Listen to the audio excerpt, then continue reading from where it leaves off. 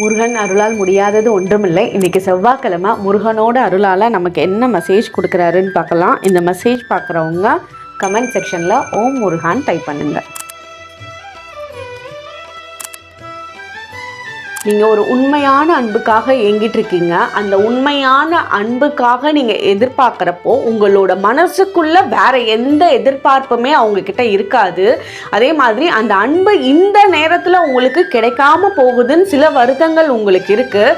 நீங்கள் ஒரு பூ மாதிரி நீங்கள் இப்போ என்ன பண்ணணும்னா, நீங்கள் சைலண்ட்டாக இருக்கணும். நீங்கள் ஒரு ஃப்ளவர் அப்படின்னு நினச்சிட்டு நீங்கள் ஒரு சாஃப்டான ஒரு ஃப்ளவர் அப்படின்னு நினச்சி அமைதியாக இருங்க. அந்த பூக்கள் இருக்கிற இடத்துல தேனீக்கள் தானா தேடி வரும்ல, அந்த மாதிரி தான் நீங்க யாரை எதிர்பார்க்குறீங்களோ அவங்க உங்களை தேடி வரப்போறாங்க.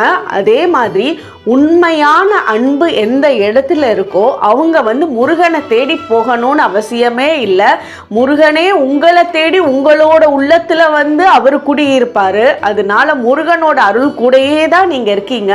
நீங்க எதிர்பார்க்கிற அன்பு நீங்க நினைக்கிறத விட ரொம்ப சந்தோஷப்படுற அளவுக்கு கூடிய சீக்கிரத்துல கிடைக்க போகுது. ஓம் முருகா.